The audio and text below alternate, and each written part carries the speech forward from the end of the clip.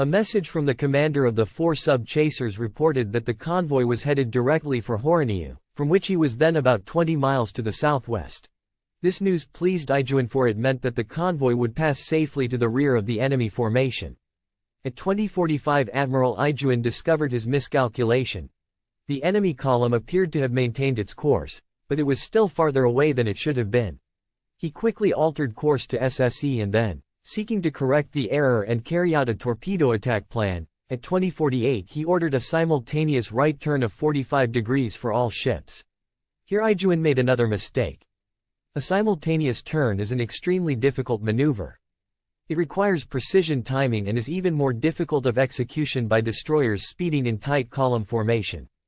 In order to execute this movement, it is absolutely essential that the flagship be fully aware of the exact situation and attitude of every ship in the column. As a result, all flagship communication lines were tied up in talking with each of the other 3 ships, and contact was lost with Shigur and Samadare of the second group. After his miscalculation of the enemy distance, followed by the error of ordering the simultaneous turn, Ijuin called his ships into a column formation heading momentarily southward. Surveying this situation, he paled upon realizing that his ships were now a perfect target for the enemy force. He remembered the swift, deft right turn made by the 4 American destroyers in his August 17 encounter. Such a move at this time would permit a devastating blow at Ijuin's column, followed by a northward dash to wipe out the Japanese transport convoy. Impelled by this dread possibility, exhausted, battle-weary, and without opportunity to seek or hear advice from his most experienced subordinates, Admiral Ijuin next made the greatest of his blunders. He ordered his ships into another simultaneous turn, this time to the left. This put his ships in staggered line abreast, heading east by south, and setting them up as a perfect target for the enemy. Ijuin has never offered any reason, excuse, or alibi for this action other than to acknowledge his mistake. It is my belief that he made this move to lure the enemy southward and thus ensure that the Japanese convoy remained free from attack. At 20:56 Ijuin's ships took a simultaneous right turn to the south, which put them again into column formation, sterns to broadside of the enemy ships, with Yugumo, at the end of the column, only 3,000 meters distant from the enemy's radar-controlled guns. At this same time the enemy ships opened gunfire and launched torpedoes.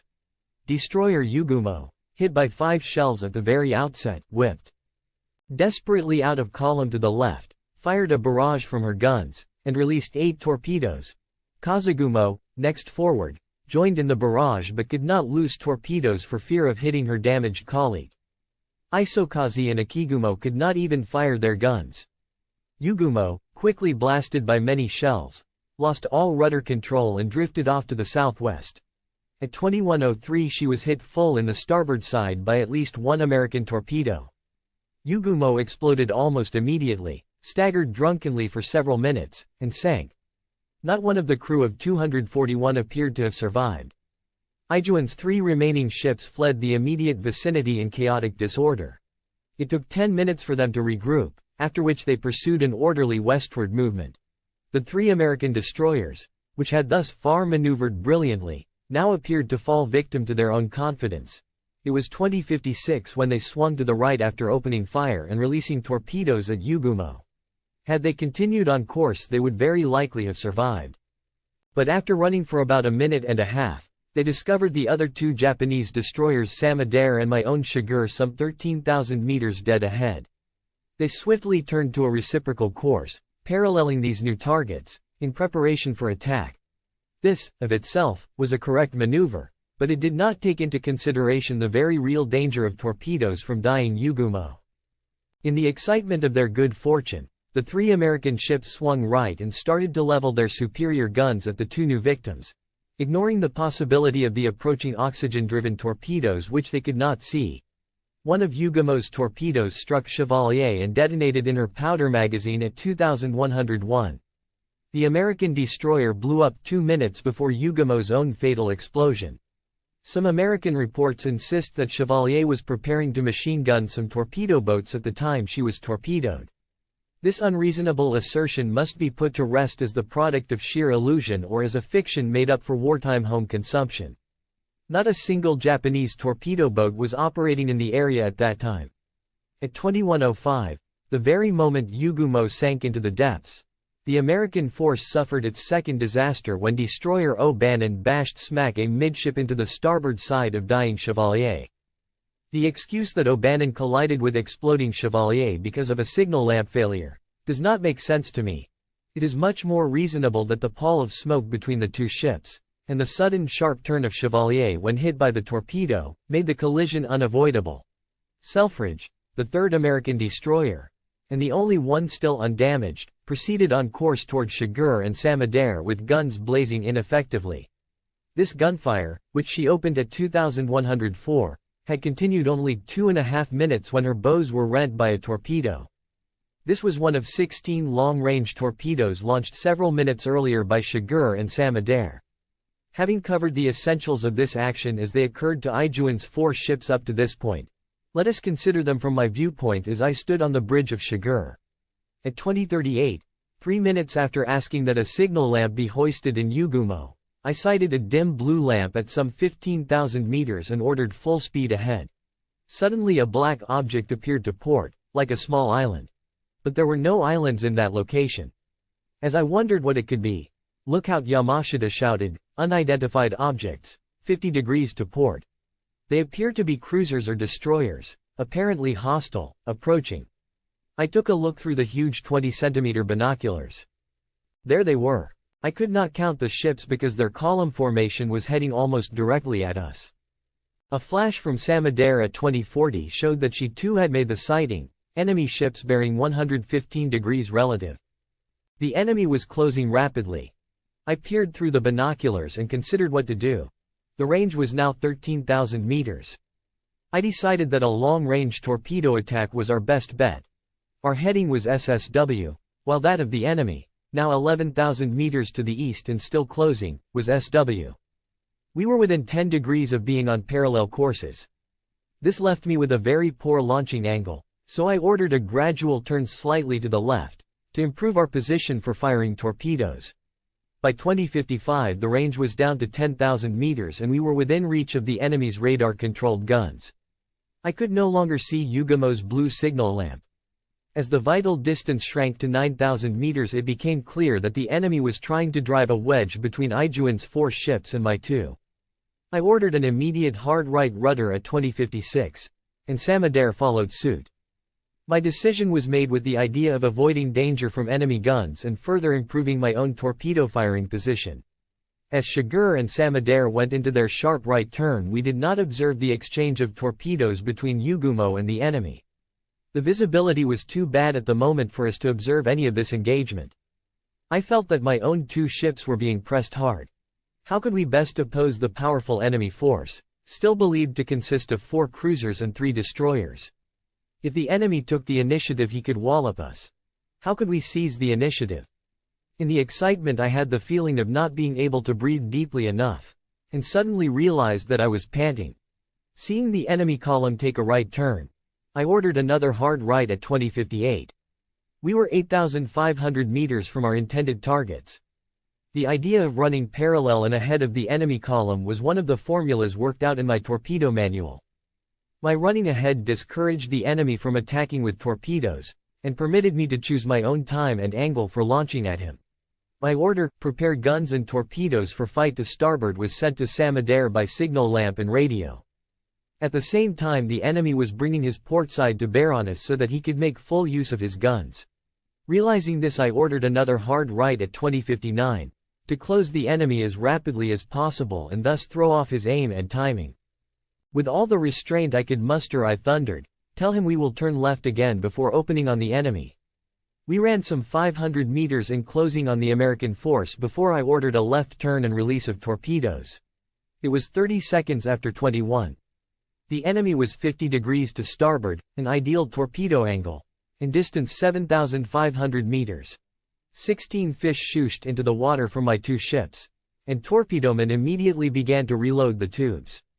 No sooner were the torpedoes on their way when water pillars rose on both sides of my ships.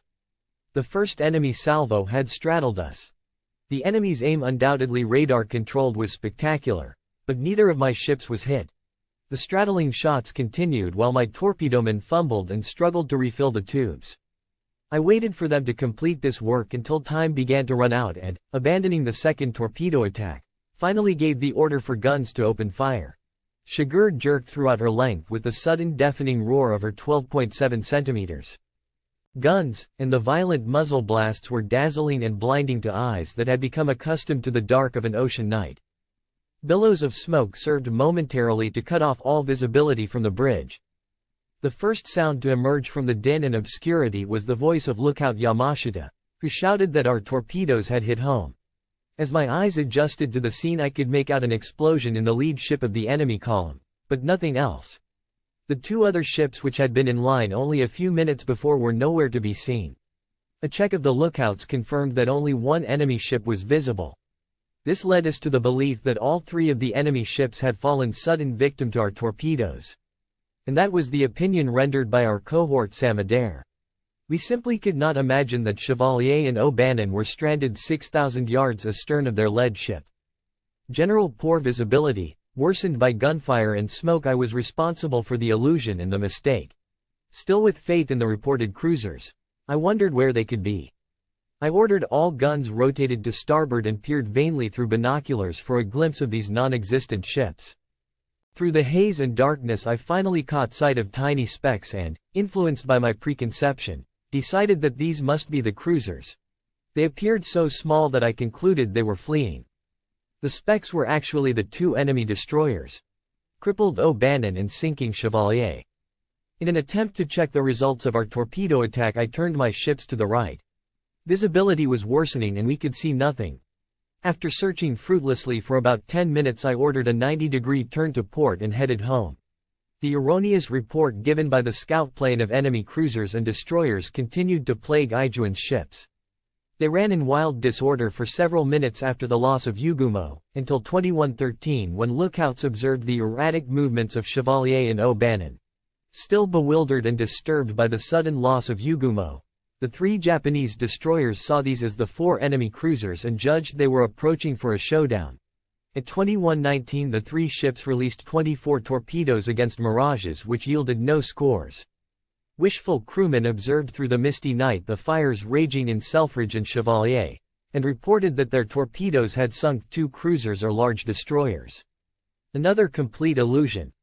With this supposed success, Ijuin turned his ships northward for the return to base. Meanwhile, the Japanese transport convoy had reached Horoniu without interference. Within 2 hours the entire garrison of 589 troops had been evacuated, without the loss of a single life. A second group of American destroyers, Ralph Talbot, Taylor, and La Valette, speeding from New Georgia waters, arrived on the scene of combat just after the last Japanese warship had cleared for home. They sighted no enemy, but La Valette delivered the coup de grâce to Chevalier with a well-placed torpedo. The three fresh destroyers rescued survivors and then somehow nursed crippled Selfridge and O'Bannon back to their Tulagi base. Thus the battle ended with United States losses of 1 destroyer sunk and 2 severely damaged, as against Japan's loss of 1 destroyer sunk. American loss of life was slight compared to Japanese deaths in the sinking of Yugumos. But, unknown to us at the time, about 1/3 of Yugumos' crew was rescued by American destroyers. Most important of all, however, was that despite his many blunders, Ijuin's escort mission worked out pretty much as planned. And so it was his victory. It is my opinion that the Americans could have won this battle decisively if Walker's 3 destroyers had turned south instead of north. He would have had a field day chasing the 3 terrorized Japanese destroyers. Such a chase would not have permitted the use of American torpedoes, but the radar-controlled guns could have worked havoc on Ijuin's fleeing destroyers. But this is only conjecture, and naval battles are always filled with blunders, illusions, and surprises. On returning to Rabaul, I found Ijuin shaken and ashamed. He was not openly rebuked, but the High Command showed its appraisal of the action by presenting a ceremonial sword to me and daggers to Lieutenant Commander Kinuo Yamagami of Chigurh and Yoshiro Sugihara of Samadere. No rewards or citations were given to anyone in Ijuin's group for the action. Japan's first naval victory in the theater in almost 3 months. The naval victory of October 6 was celebrated the next day with a sword presentation ceremony and dinner. The party was held at the Swank Officers Club, with practically all of the top officers on Rabaul in attendance. These included Vice Admirals Jinichi Kusaka, Commander Southeast Area Fleet and 11th Air Fleet, and Tomoshige Samejima, 8th Fleet Commander. Great quantities of sake were served, and the party got really gay when several hostesses joined. These were the usual geisha girls assigned by the Navy Ministry to the major forward bases as morale boosters. Although the party was in my honor, I was still under a strain and was not enjoying it as much as the others. I just wanted to get drunk and kept drinking sake at a great rate. Kusaka made a speech praising Shigur, saying, "The life expectancy of Rabaul-based destroyers has averaged something under 2 months. Yet one old ship has now fought steadily for almost 3 months without a scratch or the loss of a single member of her crew. Let's drink a toast to Captain Hara, Commander Yamagami, and all the men of the great Shigur." It dawned on me then why my mood was so dark. The party really ought to have been for my fine crew of 240 men instead of all the top brass. While I brooded about this, the party became quite boisterous, and then one of the staff officers spoke up. "Admiral Kusaka, I have long desired, but never dared, to ask certain questions. May I ask them now?" The room fell silent at this effrontery, but Admiral Kusaka nodded, and the young man continued. "You have just noted the brief life expectancy of a destroyer. Must we put up with such a situation? Why do all our big ships just sit at Truk? Are we going to celebrate next October 26th as the anniversary of the last battle in history in which our carriers took part? During the past year, our destroyers have not only been conducting their unglamorous transport missions, but they have also been bearing the full brunt of all actions in these waters. Forgive my rudeness. This is no criticism of you. But we all know that your 11th Air Fleet has been shore-based since the start of the war. In this critical theater, why did destroyers have to shoulder the entire burden without the support of our carriers, battleships and cruisers?" This rambling series of questions was far more than had been expected, but it expressed the feelings of most in the crowded room. There was awe-stricken silence as the full impertinence of the drunken officer struck his more inhibited colleagues. Kusaka was glumly silent. Admiral Samejima broke the mounting tenseness. "I understand that Commander-in-Chief Koga is preparing for a decisive naval action in which all our big ships will be deployed." The young officer shouted uncontrollably, When are these ships going to do something? They have been out of action for a full year, and that year has been like a century for our destroyers. In this time the enemy has caught up and surpassed us." A fellow officer tried to quiet his friend, suggesting that it was late and time to go home. But the drunken harangue continued. "And what is Imperial Headquarters doing in Tokyo? Announcements blare every day that we are bleeding the enemy white in the Solomons. It is we who are being bled white, not the enemy." Two friends carried and dragged him from the room while he burst into tears and sobbed. "Yugumo is sunk. Poor Yugumo is sunk with so many of my friends." The episode had a strange effect on me. I too was drunk, but managed to stagger to my feet clutching the long ceremonial sword which Admiral Samejima had just presented to me. I walked over to him and said, "I wish to return this sword, Admiral, because I do not deserve it. Even if I did deserve it, what use is a sword on board ship?" While everyone gasped in astonishment at my outburst, Captain Miyazaki recovered quickly from his shock and came to my side, saying, "You are tired, Hara. Let us go home and get some rest." I waved him aside with, "No, thank you, Miyazaki," and continued, "I want to exchange this sword for sake for my wonderful crew. They're the ones who should be rewarded. Not me. Admiral Samejima, buy drinks for my men." With this Admiral Ijuin, my own commanding officer, came to my side and tried to cajole me. "All right, Hara. I will buy drinks for your men, but now we are all tired and it is time to turn in." I awakened next morning with a terrible hangover. Commander Yamagami woefully recounted how the other officer and I had made spectacles of ourselves, and how Ijuin and Miyazaki had dragged me bellowing from the party. Such behavior by ranking officers was unheard of in the Imperial Navy, and dire misgivings added to my discomfort from overindulgence. Curiously, I was never rebuked for my misconduct. I later learned that when news of my performance spread to the enlisted men, it boosted my popularity with them. The fact that nothing happened to me would seem to indicate that my superior officers shared the general dissatisfaction with the high command. Naval headquarters in Tokyo had ordered our withdrawal to Bougainville as the final defensive line. This did not encourage optimism in the combat area. Bougainville is almost 3 times the size of Guadalcanal. Its long coastline, largely unexplored, offered many potential landing spots for the enemy. The occasional discovery of American ration boxes scattered in the jungle made it clear that enemy operatives on the island were selecting the best invasion sites. Combined Fleet Headquarters at Truk did nothing to add to our peace of mind. Our new top commanders were no better than their predecessors. Admiral Mineichi Koga, who had succeeded to overall command upon Yamamoto's death in April 1943, had done practically nothing. No great victories had been achieved by Vice Admiral Jisaburo Ozawa since he had replaced Nagumo as carrier force commander in November 1942.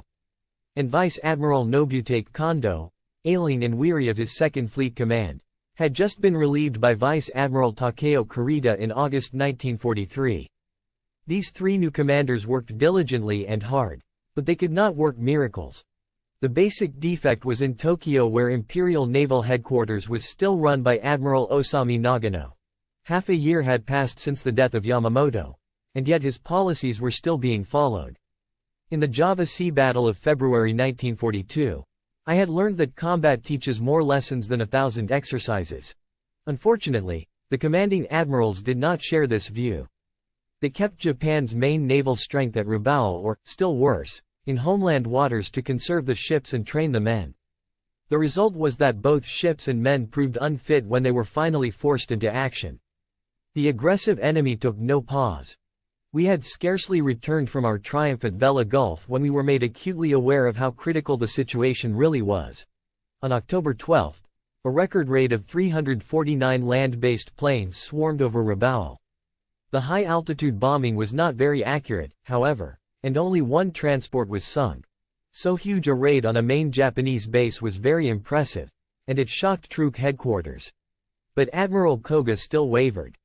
If the enemy could fly so many land-based planes against Rabaul, the Solomons was not a favorable stage for a fleet engagement.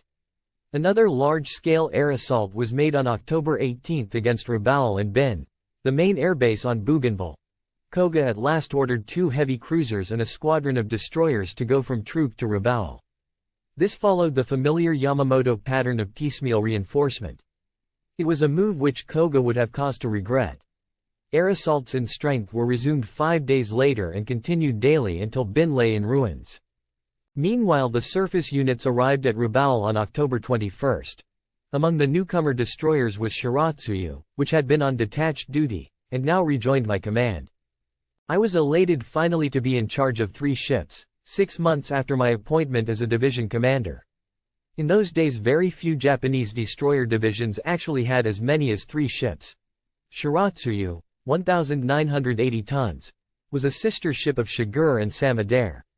Although built in 1933, she had the appearance of being brand new. She had been badly damaged by enemy bombs near Buna, New Guinea in November 1942. And had to be practically rebuilt at Kur. In spite of my elation, I was apprehensive about this ship. She was manned almost completely by inexperienced sailors, and I doubted that Shiratsuyu would prove much of an asset to my division. On October 23 I took my 3 ships on a transport mission to Iboki, about 50 miles east of Cape Gloucester. The first of a series of daily air raids hit Rabaul and Bin that day, but enemy planes still gave my ships a warm reception during the dark of morning. My destroyers scattered to run independently, and the planes gave up the chase at daybreak.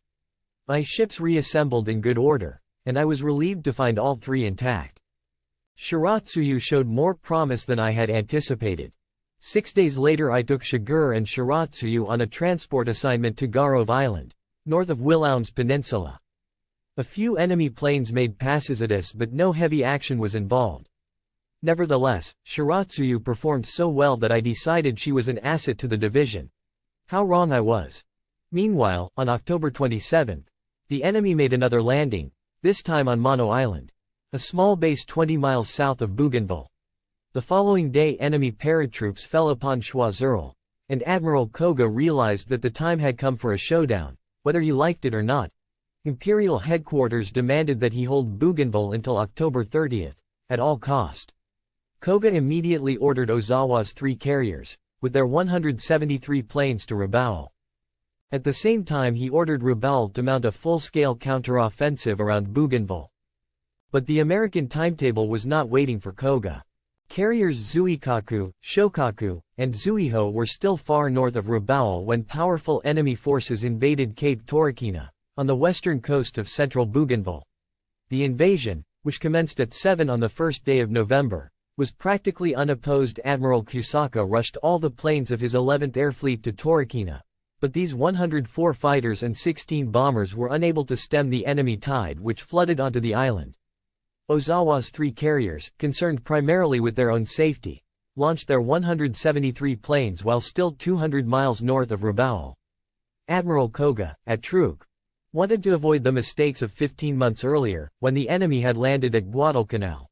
On that occasion Admiral Makawa led his 7 ships to a phenomenal victory, but he failed to sink any of the enemy's transports. Accordingly, the decision was now made to throw all available ships at Torokina, and follow up with a convoy of troop-laden transports for a counterlanding. Koga appointed Rear Admiral Sentaro Omori to command the operation. Omori, newly arrived at Rabaul, had been in the Homelander at Truk for many months with his 2 12,374-ton cruisers, Myoko and Haguro. Yet in this operation Omori was expected to outdo Makawa's Guadalcanal feat. That is, he was to wipe out enemy transports in addition to sinking warships. Omori's 2 heavy cruisers were supported by 2 screening units. The left flank, consisting of Ijuin's light cruiser Sendai 5,595 tons and my 3 destroyers, was the only combat-seasoned element of the formation. The right flank screen under Rear Admiral Hiroshi Matsubara in light cruiser Agano 7,170 tons included destroyers Naganami, Hitsukaze, and Wakatsuki. None of these ships had ever operated together before, and Matsubara was inexperienced in night battle. In a short briefing conference held in flagship Myoko's gunroom, Admiral Omori said, "We have never teamed together before, and this can be a serious detriment in battle. But Admiral Makawa managed without a previously trained team, and so can we. I have firm trust and faith in the skill of each of you commanding officers and in the ability of your men. I believe we shall win." As the meeting broke up, Ijuin tapped my shoulder. "Hara," he said, "this will be a tough one. I shall be relying on you." I laughed. "Let's be prepared for a swim and take along plenty of shark repellent." But I saw at once that Ijuin was in no mood for a joke. He mumbled glumly, "I do not like Cruiser Sendai. She is now 9 years old, and so sluggish." I know what he meant. He had not used this cruiser in many months, although she was flagship of his destroyer Squadron 3. He preferred to sail in destroyers. Ijuin added, "But then Sendai is younger than your Shigur. I am uneasy about this operation, and hope that the ships from Truk will do a fine job. Their crews, though inexperienced, are young and fresh. They are not as tired as we are." We walked in silence to the ramp where Ijuin offered his hand and said, "Brooding will do us no good, Hara. We must fight and fight desperately. Japan will topple if Bougainville falls." Returning to Shigur, I could not keep from brooding. I did not understand how Omori could have been selected to lead such an important operation as this one. Until recently, he had been instructing in tactics at the torpedo school and had never been in a major naval action. Our 10 warships steamed out of Rabaul at 15:20 on November 1. Immediately clear of the harbor we went into regular cruising formation with Ijuin's Sendai, followed by my destroyers Shigur, Samadare, Shiratsuyu in a tight single column to the left and slightly ahead of Myoko and Haguro. On the right flank of these heavy cruisers was Admiral Matsubara's light cruiser Agano, followed in column by destroyers Naganami, Hitsukaze, and Wakatsuki. The convoy of 5 troop-filled transports and their 5 destroyer escorts followed at a distance of several miles. The day was cool but drizzly and murky, and visibility was limited. Beneath a mild southeasterly breeze the sea was calm. Our force had no more than cleared street. George Channel when our radios began picking up nearby enemy transmissions. We could see nothing, but it was evident that radar-equipped scout planes had spotted us from above the clouds. At 19:45 one of the SB-24s broke through the clouds to make several bombing runs on Sendai, but it scored no hits. By this time our own scout planes were reporting on the enemy situation to the south. 3 battleships, many cruisers and destroyers at Empress Augusta Bay near Torquemada. This was much greater strength than we had anticipated. The enemy seemed to be ready and waiting for us. Omori consulted with Rabaul headquarters, where at 2130 Admiral Kusaka ordered the transports to turn back. He concluded that a counter-landing in the face of such a strong enemy deployment was impossible. But he told Omori to go ahead with his force and sink enemy ships. The 10 ships in their 3 columns continued through the steady drizzle, which limited visibility to 5,000 meters. I was in the column nearest to Bougainville, but could discern nothing along that black coastline. I thought of how closely this resembled the situation at Vella Gulf on August 6, and how disastrously that had turned out. Our speed of advance continued at 18 knots, while I brooded about our blind left side. Enemy ships, with their all-seeing radar, could use the darkness as a perfect cloak and attack us at will. At 23:24 another SB-24 swooped out of the darkness to drop bombs at Haguro, but again no hits. The enemy was keeping close track of where we were and where we were going. When this attack ended, Haguro catapulted a scout plane which reported 14 minutes later. 1 cruiser and 3 destroyers spotted 50 miles, 330 degrees from Cape Mutupina. The indicated position was only 20 miles south of our formation. Omori ordered the plane to search for other enemy ships and put his formation into a simultaneous turnabout to mark time while awaiting a further report on enemy ships. The 10 ships, maintaining their tight formation, turned 180 degrees, steamed about 10,000 meters and turned again to resume their southward course. This maneuver worked well in throwing the enemy off his timing in 1942, when he had to rely on sighting reports. But the maneuver was ineffective in 1943 against an enemy continuously and accurately informed by radar. During the turnaround we eagerly awaited further reports from our scout planes, but none came. We had not the slightest idea that Admiral Merle's force of 4 cruisers and 8 destroyers, fully informed of our approach, was rushing northward at that very moment to oppose us. At 25 minutes past midnight, as we were resuming course after the second turnaround, I saw a dim red flare in the sky ahead. The bearing of this light, 70 degrees to port, jibed with the position of the enemy force reported by the Haguro plane. The flare was so dim that I estimated the distance to be about 20,000 meters. It disappeared after 2 or 3 seconds. I continued to look for it during precious minutes in which other factors were ignored. This was my mistake. Had I looked nearer at hand at this time I would have seen our own formation in disorder and dangerously jammed together, as a result of the complex turns we had just completed. Samadere was out of column to starboard and our other 3 ships had closed to within 300 meters distance instead of the prescribed 500 meters. I decided that the flare had been dropped by one of our scout planes to mark the enemy's position. I dictated an urgent message to all ships. Enemy sighted 70 degrees to port and ordered it prepared for immediate transmission upon my next instruction. Not a soul in our force even dreamed that the main enemy force was approaching from the south and was at that moment directly ahead of our position. When my lookout called out, 4 ships, 70 degrees to port, I told the radioman to send my prearranged message. It was then 12:45 hours of November 2nd. It was my judgment that the 4 ships had continued straight ahead from the position indicated by the first dim flare. Actually, 4 of the 8 American destroyers had swerved from their south to north movement, while I was peering toward the dim flare. They reappeared to us only after completing their turn to launch torpedoes. My lookout reported, the enemy force has split into 2 groups. One going away, the other paralleling our course. They are destroyers. Distant 7,000 meters. I shuddered at the realization that they must already have released torpedoes. The initiative was in the hands of the enemy. In that instant I yelled 2 orders, launch torpedoes hard right rudder. There was prompt response and Shigur started a right turn as her 8 torpedoes plopped into the water at 2-second intervals. I watched more calmly then, satisfied that we would be able to evade any torpedoes the 4 enemy destroyers might have fired before they split up. Turning from watching our own torpedoes for a moment, I was petrified to see Sendai heading straight for my ship. Simultaneously with Shigur, the cruiser had also turned right, but in an exceptionally fast and violent manner. I paled to see how close she was.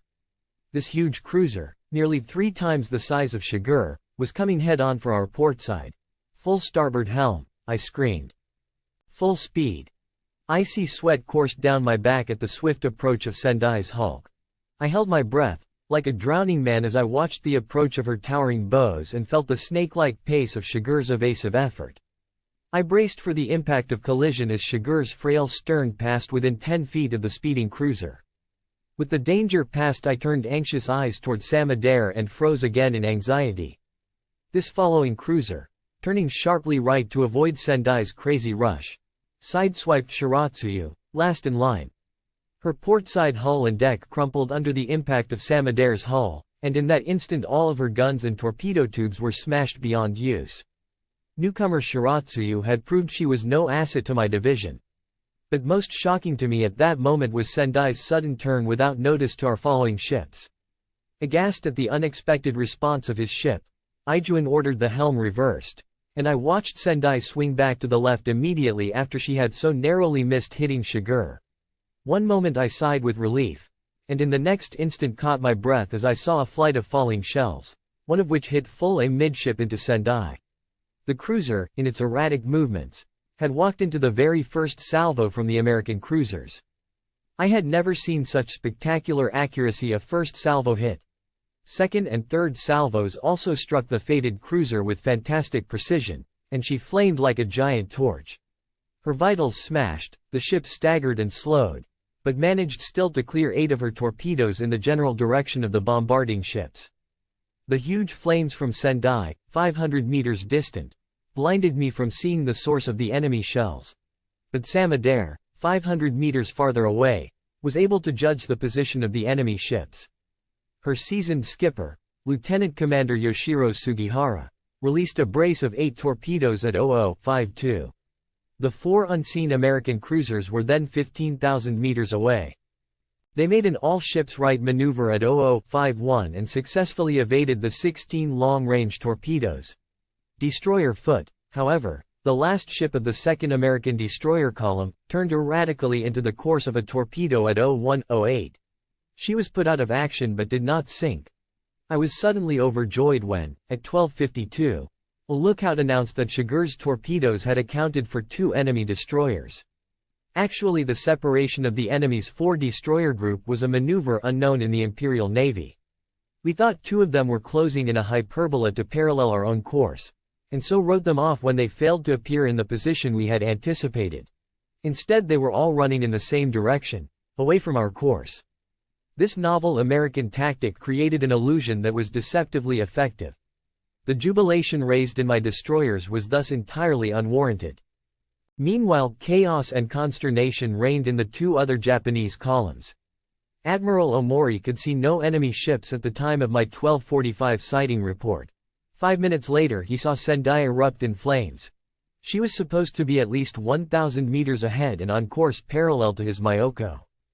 Instead he found her burning on his port beam. Omori knew then he had been taken by surprise.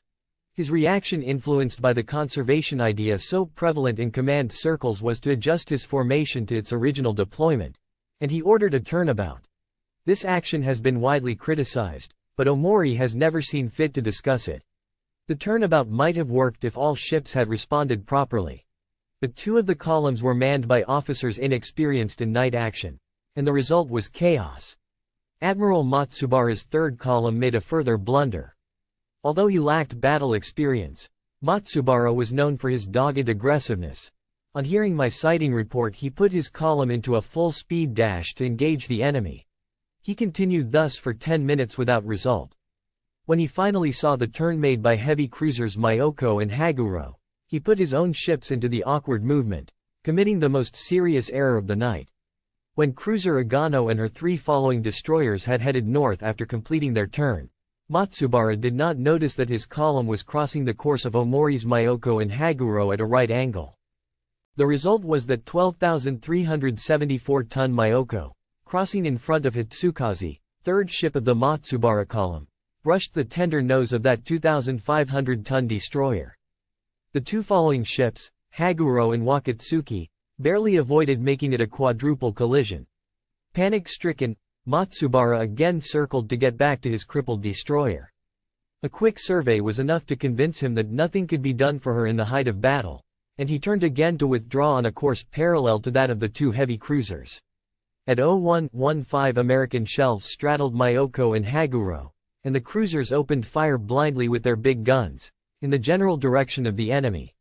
In the next few minutes they also released a total of 24 torpedoes which were entirely wasted.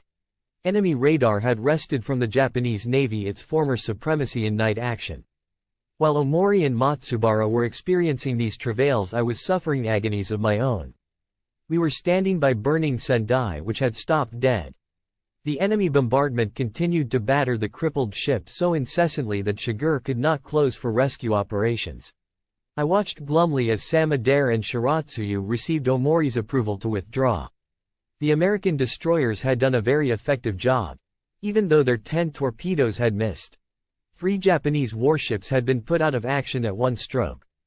My bridge lookout noted a distress call from Sendai's stern lamp which blinked. Shiger, approach me Shiger, approach me Shiger, approach me. My ship was still 500 meters on Sendai's starboard beam.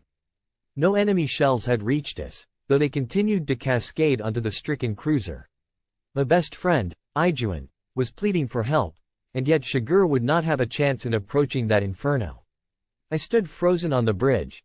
Still vivid in my mind was the year-old memory of losing 43 Amatsukaze men when we drew concentrated fire from cruiser Helena as a result of my error. I had pledged to the spirit of those men not to repeat such a mistake. Shiger's skipper yelled impatiently, "Let's go, Captain Hara. Let's approach Sendai. The squadron commander has given us an order." Commander Yamagami's imploring tone and words had an effect on me contrary to what he had expected. Casting indecision aside, I replied, "No, Yamagami, I have decided not to. If we go to Sendai's aid we too will be pinned down by enemy gunfire. We might take off a few crewmen, but all of us would perish. But we have orders." Yamagami shouted heatedly. "Orders? You're right," I thundered. "And let's get on with them. Our primary orders are to strike at the enemy. In battle rescue is always secondary. Let's go." "But our friends are asking for help," pleaded Yamagami. "They're dying before our eyes." This angered me and I roared, "Shut up. This is no place for sentiment or debate. This is my responsibility. Don't interfere with authority." Yamagami was stunned into silence, and I gave ship orders, "Port helm. Full speed ahead. We attack." Shiger's engine roared up to her maximum speed of 30 knots. It was my thought to join with any other ships still capable of fighting and strike back at the enemy. But neither Omori nor Matsubara had notified me of their movements and I was unable to find them. When no friendly forces appeared I spent 10 minutes in frantic search of targets. I then tried to find targets by following gunfire traces, but this did not work. Shiger advanced on a southerly course until 0134 when we got Omori's withdrawal order and returned to Rabaul. Omori decided to break off because he believed we were fighting a 2-column force consisting of 7 cruisers and 9 destroyers, and that they were heading south on a course parallel to his own. This misjudgment stemmed from early reports of the enemy formation, and the erroneous report by the spotter plane. The 2 Japanese heavy cruisers fought a mirage which existed only in the minds of their commanders. The 4 American cruisers had turned from their southerly course at 0101 and headed north. This resulted in the illusion that Omori had sunk 1 cruiser instantaneously and damaged 2 others.